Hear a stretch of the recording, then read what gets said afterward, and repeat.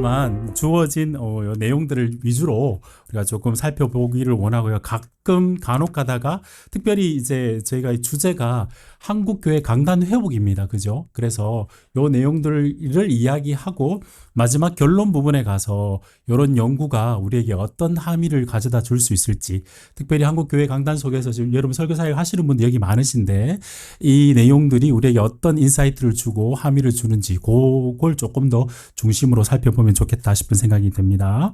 먼저 77페이지부터 78페이지 여는 말을 좀 보시면 칼빈에 대해서 우리가 수식하는 말들이 참 많을 것 같습니다. 그런데 앞에서 교수님들이 말씀해 주셨다시피 칼빈은 설교자였습니다. 그가 임종전에 자기 설교가 다른 저서들보다 더 중요한 의미가 있다고 수리할 정도로 자기 자신을 설교자로 인식한 부분이 있고요. 특별히 이제 에밀 두메르그 이분은 16세기 종교개혁의 가치를 말씀으로 체계화했다. 이렇게 칼빈을 설명하면서 특별히 그는 설교자였다라고 단언하고 있습니다. 그러니까 자기 스스로도 자기를 설교자로 인식을 했고 타인들도 칼빈을 설교자로 인식했다는 것이죠. 좀 안타까운 부분은 주석가이자 신학자로서의 칼빈 연구는 활발하게 진행이 되었는데 북미 지역을 좀 기준으로 설명을 해보겠습니다. 20세기 중반에 와서야 본격적으로 칼빈 설교가 조금 연구가 되기 시작을 했습니다.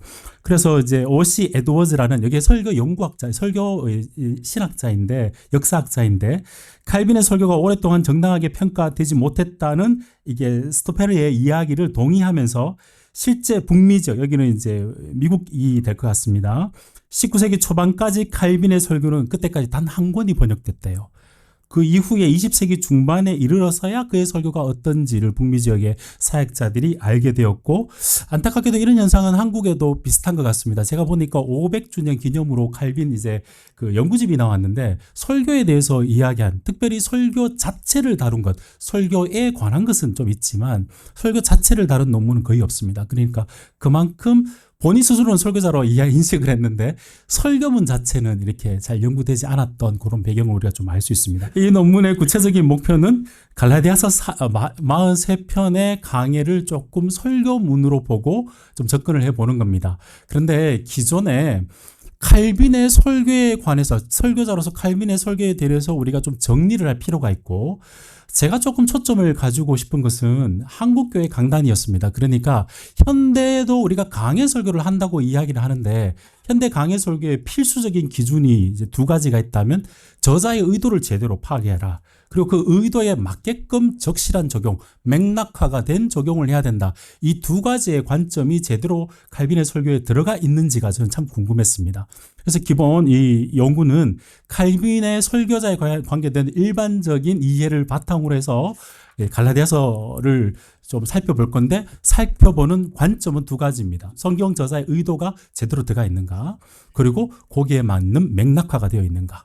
요거 조금 살펴보는 그런 이제 순서로 논문을 진행해 보았습니다. 80페이지 보시면 칼빈의 설교에 대한 일반적 이해 간략하게 몇 가지만 좀 살펴보도록 하겠습니다. 그의 설교가 이제 1541년부터 64년까지의 설교를 아침에 신약, 오후에 시편, 그리고 주중에 구약 본문 이렇게 했다면 4천여 편을 했을 거다라고 추정을 합니다. 근데 실제 그가 현재까지 남아있는 그의 설교는 한 2050여 편 남아있다라고 알게 되고 있고요. 사실 그는 설교 자체에 대한 자기의 설교문을, 그러니까 설교 논문을 쓴 것은 없습니다. 그래서 우리가 그분의 작품을 통해서 우리가 추정해서 알게 된다. 그렇게 이해를 하시면 될 것 같고요. 칼빈의 설교와 설교자 이해는 몇 가지만 포인트만 좀 설명해 보겠습니다. 일단 사역자의 으뜸가는 사역을 설교로 봤습니다. 그리고 설교의 목적은, 설교의 내용은 성경 텍스트를 잘 풀이해서 적용하는 것입니다. 그래서 결국은 모든 신학은 설교를 섬기는 것에 있다고 그런 이야기를 하고 있고요. 칼빈은 설교를 예배에 모인 회중을 향해 성경을 해석하는 것으로 이해를 했습니다. 이때 중요한 것은 설교자를 외부적으로 설교자가 사용하는 말을 하나님께 쓰시고 내부적으로는 성령에 의해서 말씀하는 것, 사역자가 설교를 하는 것과 성령이 내부적 성령의 확신을, 성령의 조명을, 내적 조명하심을 떼지 않았다는 겁니다. 이거를 우리가 분리해서는 안 된다라는 것이 칼빈의 기본적인 생각이었던 것 같습니다. 그래서 분명하게 가운데 보시면 즉 칼빈은 분명한 설교 원리를 오직 성경을 설교하는 것으로 이해를 했습니다. 따라서 칼빈은 설교자가 자기의 꿈과 환상이나 의견이 아니라 하나님의 말씀만을 선포하러 강단에 올라가야 된다. 칼빈은 설교자의 외적인 설교 그 자체로는 아무런 효과와 열매가 없다. 그래서 외적인 선포 사역을 이건 무시한 것이 아니라 성경을 영감하신 성령에 의한 내적 조명과 확신이 설교 사역의 필수로 본 것인 거죠. 그래서 그렇게 이해를 하시면 좋을 것 같고요. 이런 측면에서 설교자 이해로 한번 넘어가 보시면 설교자는 하나님의 대사였고 특별히 그는 설교자를 하나님의 입이라고 자주 언급을 했습니다. 그래서 이런 측면에서 봤을 때 우리는 두 가지, 복음도 우리에게 그런 동일한 효과를 가져다 주지만 설교자가 하나님의 입이다라고 이야기했을 때는 겸손인 거죠. 우리가 감히 어떻게 하나님의 입의 역할을 할 수 있겠습니까? 동시에 하나님의 말씀을 받았다는 설교자가 이 설교를 겸손해야 되지만 설교자가 지니는 탁월한 지위에 대한 확신도 있었습니다. 나를 통해서 부족하지만 하나님의 말씀을 전하는 그 특권에 대한 내용들도 그러니까 겸손과 확신의 내용들이 복음 안에서 함께 붙어 있듯이 칼빈은 그렇게 설교자를 이해를 했다고 우리가 이해할 수 있습니다. 그래서 이런 이해는 설교자의 권위가 82페이지 가운데 있습니다. 권위가 설교자에서 나오는 것이 아니라 설교자를 보내신 하나님과 그분이 주신 말씀에 충실함에 나오는 것이며 설교를 하나님의 임재가 있는 성례식과 마찬가지로 신적 행위로 본 것입니다. 인간이 하는 것이지만 하나님의 행위로 본 것입니다. 그래서 밑에 내용을 보시면 설교사도 그렇게 중요하게 설교를 다뤄야 될 뿐만 아니라 우리 앞에 상대원 교수님 말씀하셨다시피 청중이 하나님의 말씀을 잘 들어야 될 책무도 있다는 것을 강조를 했습니다. 그래서 내용을 보시면 설교자는 말씀으로 먼저 교정되어야 되고 자기 자신에게 먼저 설교하는 것이죠. 그의 마음을 품은 것을 전달하는 자여야 함을 강조했고요. 동시에 그는 회중에게 은혜의 통로인 설교를 사모하는 것, 설교의 내용에 진지하게 참여하는 것, 하나님께 온전하고 지체 없는 순종의 태도를 강조했습니다. 설교를 이야기할 때 가끔 보시면 우리 신학교에서도 그런데 어떻게 설교를 잘 해야 될 것인가라는 것을 많이 가르칩니다. 근데 사실은 우리는 설교를 하기 이전에 설교를 듣는 자로 부름을 받았죠. 어떻게 듣는지에 대한 훈련이 돼야 사실은 어떻게 설교할지가 나올 수 있는 것이겠죠. 그런 측면에서 양쪽을 다 강조하고 있다는 것을 우리가 확인해 볼 수 있습니다. 자, 칼빈 설교의 핵심 요소들에 관한 관계된 일반적인 이해인데요. 설교 목표. 설교 목표는 본문을 있는 그대로 그리고 충분히 드러내는 것이다 라고 이해를 했습니다. 좀 참고해야 될 것은요. 우리가 이제 스콜라주의적인 어떤 접근으로 본문의 내용을 인지적으로만 잘 전달하는 게 설교의 목적이 아니었습니다. 조엘 비키 학자는 이걸 어떻게 설명하냐 하면 그 교리적 내용이 하나님의 진리가 실제 진리이기 때문에 삶 속에서 우리가 검증, 경험으로 증명이 된다라고 이야기를 했습니다. 그러니까 단순히 머리를 향한 설교가 아니고 실제 진리가 삶에서 관통되는 진리로 전달돼야 된다는 생각들을 가지고 있었습니다. 그래서 이거를 이제 조엘 비키 선생님은 experimental이라고 영어로 썼는데 이걸 번역자가 체험적 이렇게 표현을 했습니다. 이 표현은 조금 안타깝습니다. 왜냐하면 여기 때문에 슐라이마가의 느낌이 조금 더 드는 표현인 것 같아요. 그거보다는 검증, 진리가 있는데 삶에서도 경험된다. 이렇게 이해를 하시는 것이 더 좋을 것 같습니다. 설교의 방식은 특정한 방식이 있는 것은 아닌데 따지고 보면 전통적인 어거스틴의 방식, 본문 한 절 한 절을 풀이하고 강의하고 적용했던 방식입니다. 저는 이거를 배경 속에서 여러분들이 조금 이해해 주실 필요가 있다 생각이 듭니다. 왜냐하면 당시 청중들이 하나님의 말씀을 제대로 가지거나 강해를 중세시대 때 많이 못 들었지 않습니까? 그러니까 한 절 한 절 또박또박 축자 연감설처럼 한 단어 한 단어의 생각을 고민을 하시면서 잘 전달하려고 했던 의도가 있었지 않겠나. 단순히 렉치오 컨티뉴아가 형식의 문제가 아니라 진짜 하나님 말씀을 온전히 전하고 싶었던 의도가 있었지 않겠나. 저는 그렇게 이해해 보고 싶습니다. 그래서 구절별 강의 방식을 따라서 렉치오 컨티뉴아를 따라서 주일에 신약, 오후에 시편, 주중에 구약 본문을 좀 했습니다. 특별히 구약 본문도 많이 하셨습니다. 그죠? 그래서 그건 성경 전체를 토타 스크립처라 성경 전체를 강의하시려고 했던 그런 부분들이 좀 있고요. 그래서 속기를 했던 라그니어에 따르면 평균 한 200편 1년에 혹은 베자에 따르면 290편 정도를 설교를 했다라고 이렇게 추정을 하고 있습니다. 칼빈의 기본적인 설교에 대한 내용들을 쭉 하면서 재밌는 것은 라센이라고 84페이지 위에 가운데 좀 보시면 요건 트리니티의 설교 역사학자 설교학자의 이야기입니다. 제가 읽어봐 드릴게요. 뭐라고 이야기를 했냐 하면 숙련된 외과 의사처럼 본문을 냉철하고 명쾌하게 분석한 그의 설교가 종교개혁 이후의 표준이 되었다라고 평가하고 있습니다. 그렇지 않았을까 저는 좀 제 심정적으로는 동의를 합니다. 그렇게 되어 있고요. 설교의 내용은 기본적으로 성취와 그리고 적용인데요. 설명과 우리는 오늘날의 말로는 설명과 적용 이렇게 표현하는 것이 요즘 훨씬 더 많은 이제 표현인 것 같습니다. 그래서 설교의 내용은 그의 성경 해석의 원칙인 단순성과 명료성에 부합되게 설교도 아주 명쾌하고 단순하게 설교하고 그 이유는 청중들에게 하나님의 말씀을 설득시키고 납득시키니 제대로 전달하는 것이 설명하는 것이 기본적인 목적이었다. 이렇게 이해를 하시면 될 것 같습니다. 그래서 85페이지 위에서 한 세 번째, 네 번째 단락을 보시면 줄을 보시면 칼빈의 두 번째입니다. 설교의 내용은 본문의 내용을 날카로운 지각과 논리성을 가지고 잘 드러냈기에 설교학자 다가는 칼빈의 사고의 능력과 탁월한 논리력 그리고 하나님의 진리가 빛나도록 하려는 열심히 그를 위대한 설교자로 만들었다. 그렇게 평가하고 있습니다. 사실은 저는 이제 그 칼빈의 오페라 그 전체 전집이라든지 우리 문 교수님처럼 프랑스어를 이렇게 라틴어라든지 프랑스어를 번역해서 본 것이 아니고 주로 2차 자료들을 많이 봤기 때문에 여기서 언급하는 학자들은 설교학자들이 많습니다. 설교학자들이 칼빈의 설교를 어떻게 분석했는지 이런 2차 자료들이니까 그걸 한번 보시고 이 자료를 보시고 우리 문 교수님 했던 글들이나 황 교수님 했던 그때 밑에 풋노트를 참고해 보시면 서로 교차해서 보시면 도움이 되시겠다 이런 생각이 듭니다. 특별히 그의 설교의 설교와 적용을 이야기할 때 제가 좀 강조하고 싶은 부분은 어떤 부분이냐면 그는 교리적 강해 설교자였습니다. 오늘날로 말하자면 교리의 뼈대가 아주 선명한 설교자였습니다. 본문에 대한 내용들이 설명이 되지만 특정 부분에서 성경 저자가 전달하고 싶은 이야기의 핵심 의도를 딱 전달할 때는 교리적 내용들이 딱 표현이 됩니다. 이런 것들은 지금 오늘날 우리 설교자들이 조금 고민해 봐야 될 영역이지 않을까 싶은 생각이 듭니다. 앞에서 문 교수님도 그런 말씀하셨지만 뒤에 한번 보실까요? 86페이지. 그의 설교에는 성경의 통일성과 점진성도 고려해서 성경신학적, 오늘날 성경신학적 움직임이 없는 게 아니에요. 있습니다. 양쪽을 아주 번갈아 가면서 쓴다는 거죠. 우리는 요 설교할 때 조금 나누는 성향들이 있습니다. 오늘날 특별히 강해 설교를 할 때 성경 저자가 의도한 의미 그러면 본문 보고 당시 인간 저자가 의도한 의미를 캐치해서 바로 설교로 넘어오는 듯한 느낌이 좀 들거든요. 근데 그게 아니고 칼빈 선생님은 그 내용을 참고하고 단어 설명이라든지 잘 하시고 난 다음에 요게 성경과 전체에서 어떻게 움직이는지에 대한 설명들과 더불어서 딱 뼈대를 줄 때는 교리적인 내용들로 핵심 사상을 딱 잡습니다.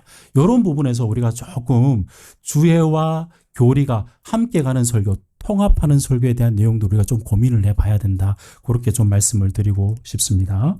그래서 밑에 내용을 보시면 86페이지 밑에 이제 제가 하셀링크의 이제 그 말을 좀 인용을 했는데요. 실제 하셀링크는 칼빈의 설교를 기독론적, 성령론적, 삼위일체론적 그리고 하나님의 말씀 중심적이라고 평가했는데 이렇게 평가할 수 있었던 것은 신학적인 내용도 있었을 뿐만 아니라 성경 전체에 대한 정경적인 전반의 성경의 내용에 대해서 아주 능숙했기 때문에 이렇게 표현이 되는 것이겠죠. 그렇게 이해를 하시면 좋겠습니다. 87페이지를 보시면 한편 칼빈은 적용적, 목회적 설교에 굉장히 좀 다시 쉽게 말하면 적용이 많은 설교였습니다. 그래서 요때 적용은 기록된 말씀의 증언과 성령에 의한 참된 체험, 앞에서도 우리 말씀을 하셨는데 객관적 진리에 대한 주관적 확신을 떼지 않았습니다. 반드시 객관적 진리를 전하고 거기에 대해서 어떤 확신이 있느냐라는 것을 설교 가운데 붙여서 같이 전했고요. 밑에 내용을 보겠습니다. 칼빈에 있어서 하나님의 객관적 계시의 말씀을 잘 드러내는 설명과 회중의 삶에 성취된 말씀에서 나오는 체험적 진리를 가져다 주기 위한 실천적 적용이 강조되는 그런 설교였고요. 레이라는 학자는 칼빈은 본문을 설명하면서 그 본연의 의미, 참된 의미, 성경의 의미를 추구하였고 생략하고요. 설교는 성경을 설명하는 것일 뿐만 아니라 성경을 적용하는 것이다. 칼빈이 성경을 한 단어 한 단어 설명한 것처럼 그는 성경을 회중의 삶과 경험에 한 문장 한 문장 적용했다. 설명과 적용을 세트로 본 것입니다. 실제 우리가 성경을 텍스트를 볼 때도 이게 사실은 뭐 교리적 성경 주해 그리고 설교를 위해서 사실은 따로 보는 게 아니라 성경이 적용된 진리로서 당시 청중들에게 말씀에 대한 내용들을 줄 뿐만 아니라 그것을 가지고 청중들이 말씀으로 반응하도록 적용된 진리 아니겠습니까? 요거를 설교 가운데 함께 통합했다는 거죠. 우리는 이론상 설명, 적용 이렇게 나눈 것이 참 편하지만 실제로는 그렇지 않지 않습니까? 그죠? 설명도 적용이죠. 진리를 제대로 전달하면 적용된 겁니다. 이런 차원으로 이해를 하시면 훨씬 더 그의 교리적이고 성경신학적이고 그리고 적용적 설교가 한꺼번에 이해될 수 있겠다 싶은 생각이 듭니다. 자, 87페이지 밑에 보시면 설교 구성인데요. 칼빈의 설교는 전체적인 구성의 측면에서는 서론, 본론, 결론, 명확한 구조를 가지고 있었고 파커에 의하면 기도하시고 난 다음에 이전 설교의 요약, 우리는 어제 보았습니다. 오늘 이 말씀 아침에도 보았습니다. 앞부분에 대한 내용들을 서머리를 해 주십니다. 아마 요거는 맥락을, 문맥을 좀 파악을 해가면서 본문으로 들어가는 내용일 것 같고요. 그 다음에 본문의 요지들을 전하시고 그리고 의무와 순종의 파트로 적용하시고 마친 기도로 그렇게 했던 설교의 패턴들이 있습니다. 근데 뭐 이게 패턴을 그대로 따랐다기보다는 큰 얼개가 이런 식으로 구성이 되었다. 그렇게 이해를 하시면 되겠습니다. 제가 이제 설교학자들의 그 칼빈의 설교의 스타일에 대해서 좀 살펴보니까 여기에 차이점들이 생각보다 많았습니다. 이게 왜 그러냐 하면 설교자의 어떤 설교의 스타일을 분석할 때는 분석하는 사람들의 주관도 좀 있습니다. 그러다 보니까 다간하고 라센 같은 경우에는 이렇게 이야기를 합니다. 칼빈의 설교에는 삶의 이야기나 일화나 예화가 사용되지 않았고 이미지나 은유의 사용은 흔하지 않았으며 상상력과 유머, 감정의 결정이나 고전은 찾아볼 수 없었다라고 조금 부정적으로 평가합니다. 근데 사실 제가 갈라디아서 설교에 대한 물론 번역이긴 하지만 보면 속담, 이야기, 삶에 대한 내용도 생각보다 꽤 많습니다. 그러니까 이건 제가 봤을 때는 이미 색채를 가지시고 평가한 것 아닌가 싶은 생각이 들고요. 대신에 파커 같은 경우에는 나름대로 중도적으로 조금 평가하고 매우 우호적으로 평가하신 분들이 판트, 핀슨, 브린, 레이놀즈, 푸켓 같은 교수들도 보시면 농장의 사파, 와인 제조, 요리, 도시 생활, 다양한 생활의 모습을 언급하면서 매우 친숙한 용어로 적용해 들어가시는 모습들을 볼 수 있습니다. 이런 것들을 한번 확인해 보시면 좋겠다 싶은 생각이 듭니다. 이런 설교의 스타일을 이야기하면서 우리가 조금 고민해 봐야 될 부분은 그러면 이분의 수사학은 사실은 수사학의 능력이 굉장하셨는데도 불구하고 설교에 있어서만큼 수사학의 자리를 선명하게 하셨습니다. 요걸 이제 스타일과 다양한 이제 그 수사학적 용법들을 사용해서 설교를 하실 수도 있었겠지만 복음을 전파하고 성경의 내용을 선명하게 전달되는 걸 항상 우선에 뒀습니다. 화려해서 내용이 좀 줄어들지 않도록 화려한 것을 죽였다는 내용이죠. 그래서 그런 것들은 우리가 좀 생각해 봐야 될 부분이지 않을까 싶은 생각이 듭니다. 설교의 준비와 전달. 칼빈은 자신의 설교 준비에 대한 글을 남기지 않았지만 실제로 주석과 기독교 강연을 보면 설교 준비하셨을 때 학자들은 그렇게 썼더라고요. 즉흥적 설교를 했다. 이렇게 이야기를 하시는데 저는 그렇게 우리 한 교수님도 말씀하시면 그렇게 생각하지는 않습니다. 철저히 매일 설교할 것과 강의할 것을 준비하시다 보면 준비한 것들, 쌓인 것들이 있겠죠.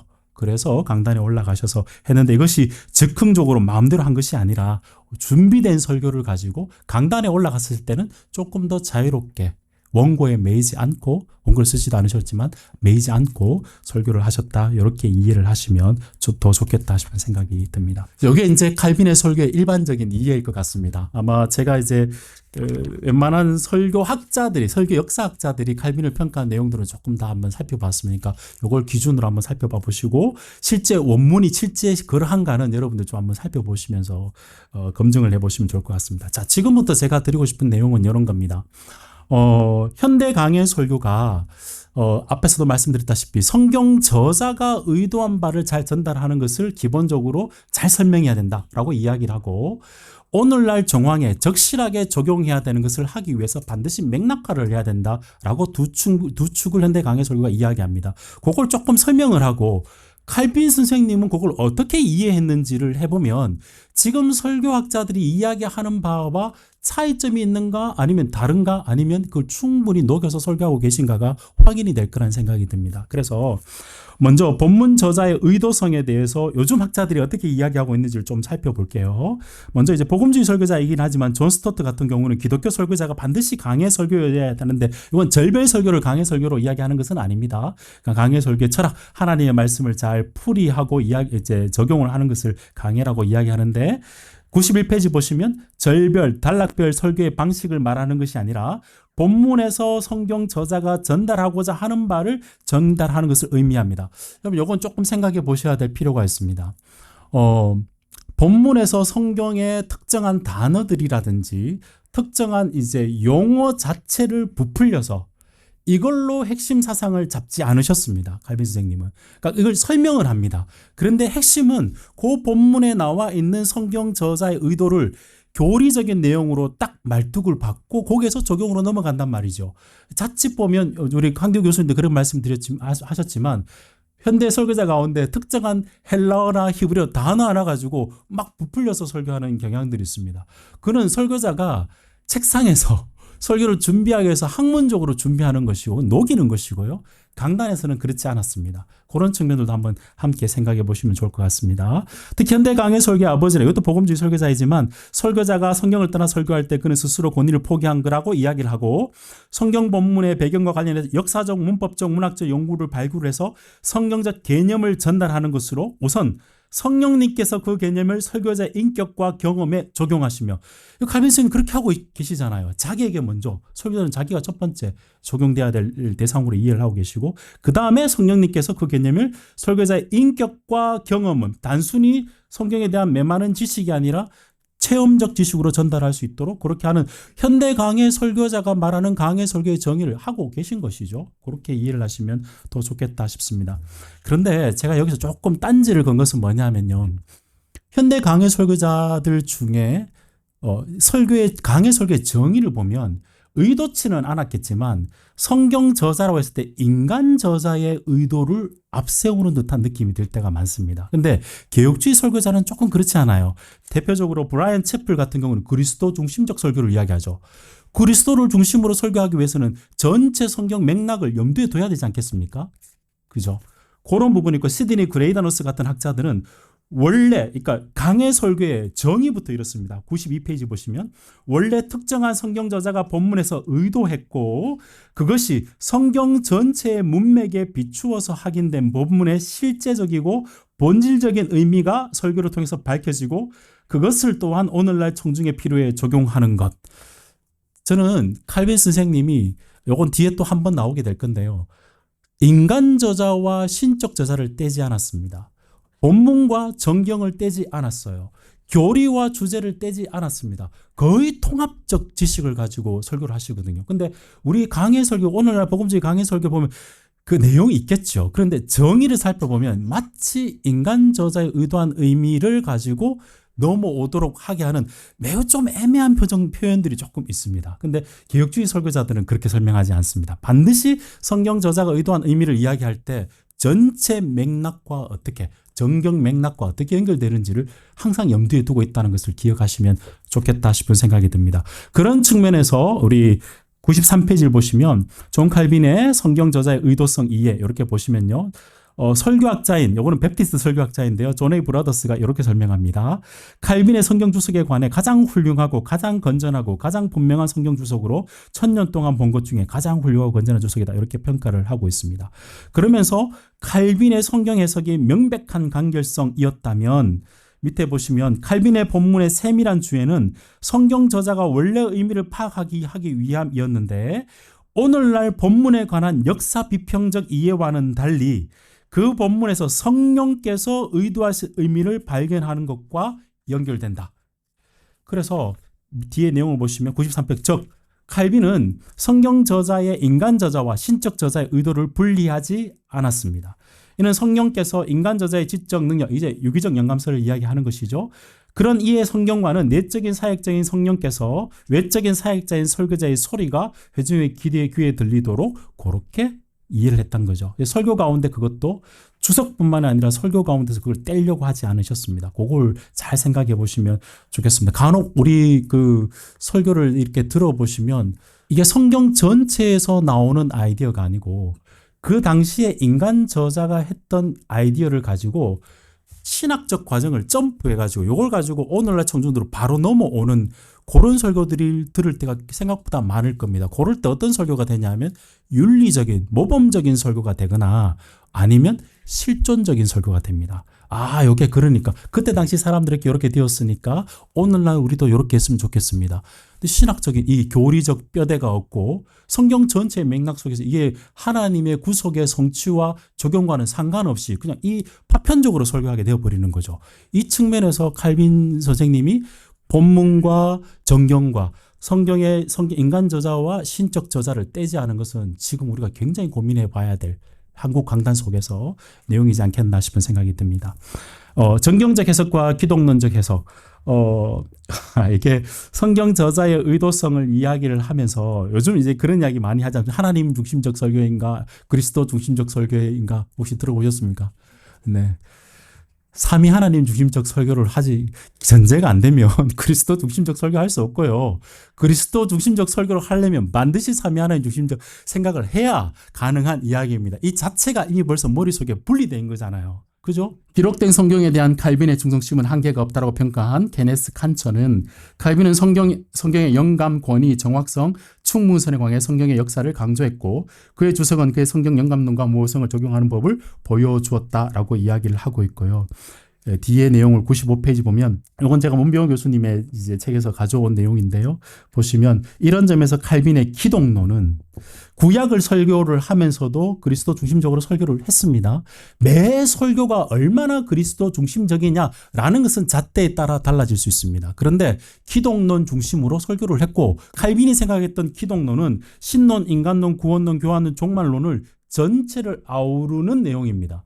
따로 떨어져서 분리된 내용들이 아니라 전체를 아우르고 있었다라고 이해를 하시면 더욱더 좋은 이제 이해이지 않을까 싶은 생각이 듭니다. 그래서 제가 이렇게 한번 써봤습니다. 95페이지. 이처럼 칼빈의 기록된 말씀과 성령과의 비분리성, 본문과 정경의 비분리성, 기록된 말씀으로 성경과 성육신하신 말씀에서 그리스도 사이의 비분리성에 대한 확신은 살아있는 말씀이신 예수 그리스도의 구원 성취의 파노라마를 입체적으로 이해하면서 개혁주의 기본축인 본문 말씀과 성령이 기독론적으로 해석되고 설교해야 될 당위성을 우리에게 주고 있다.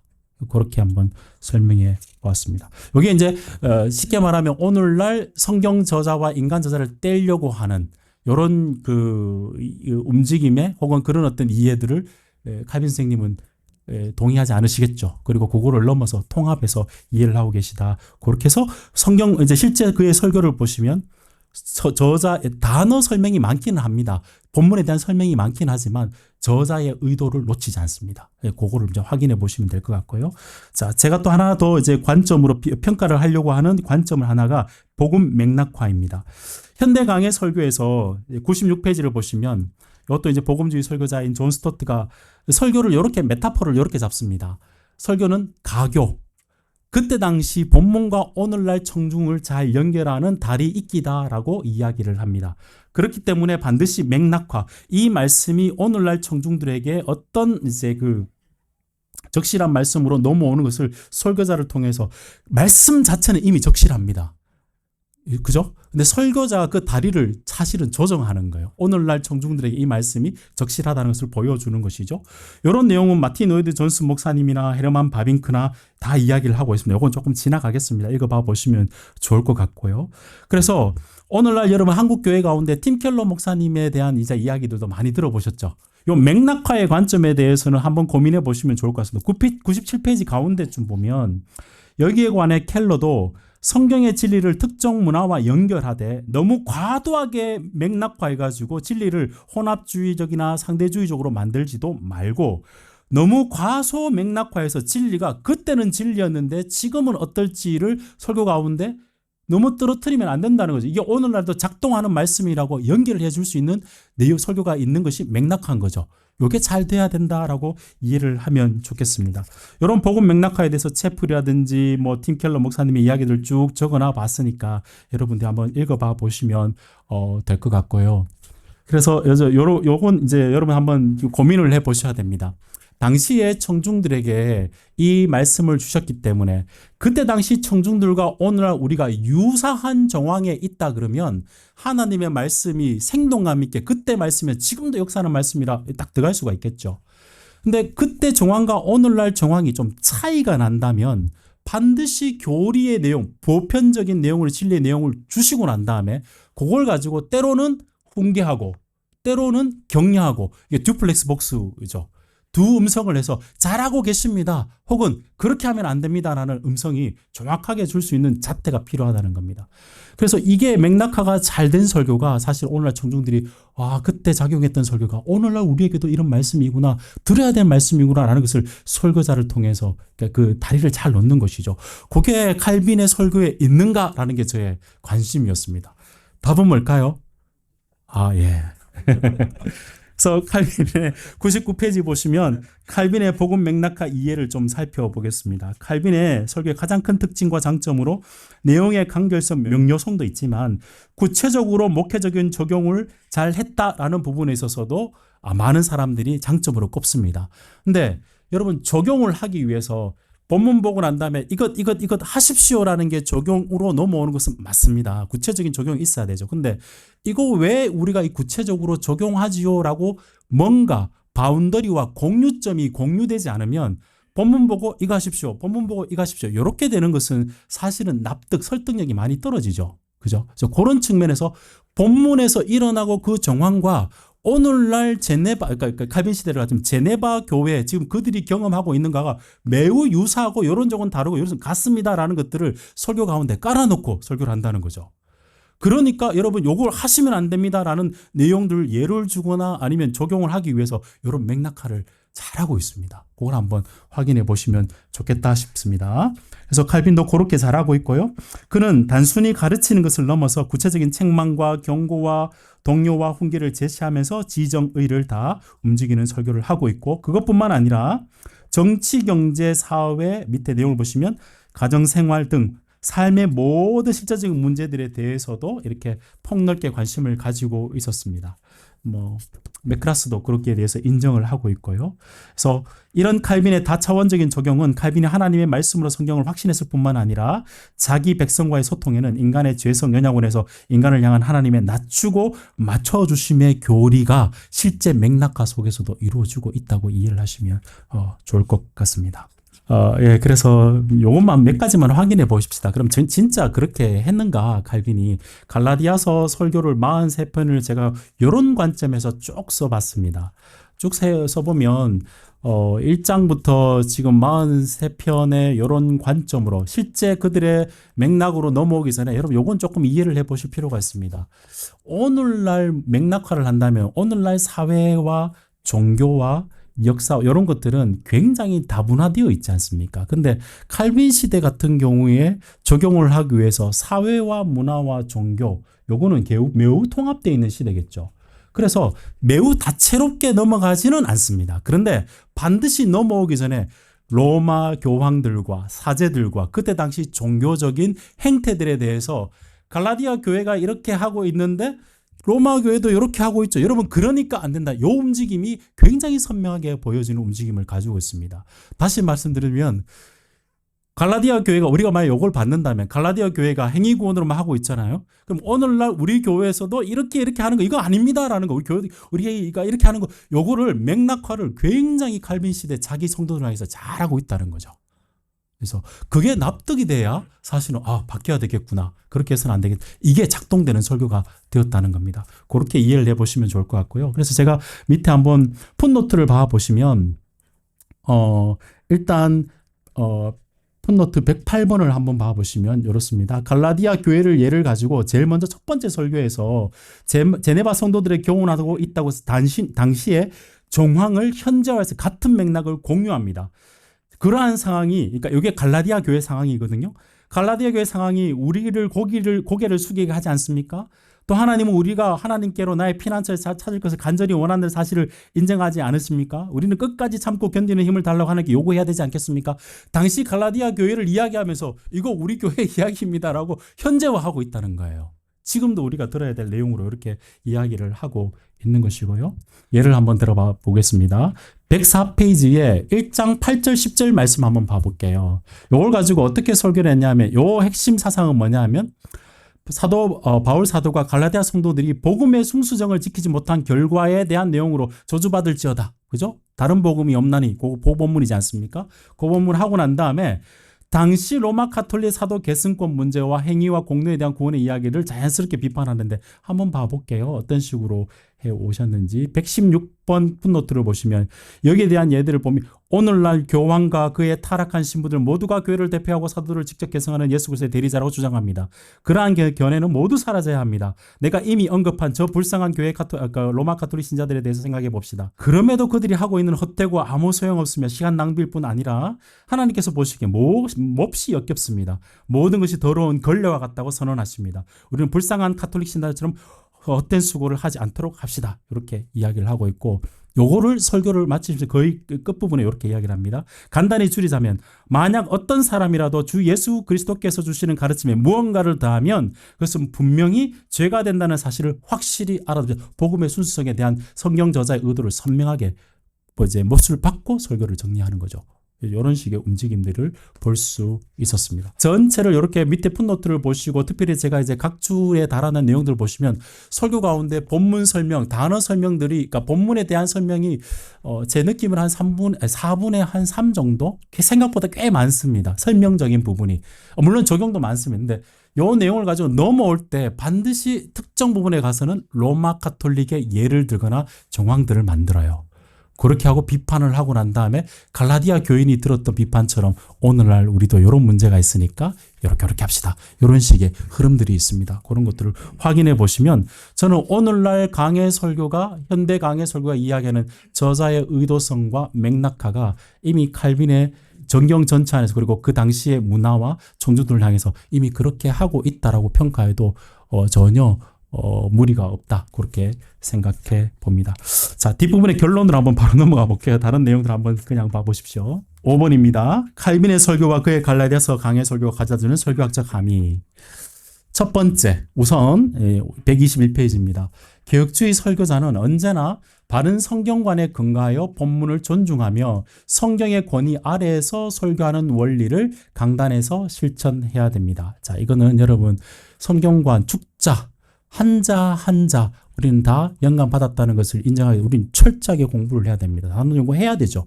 그리고 유기적 영감이기 때문에 하나님께서 인간 저자를 통해서 무슨 말씀을 전해주도 파악을 해야죠. 어떤 내용과 어떤 구조를 통해서 이렇게 말씀하고도 파악해야 됩니다.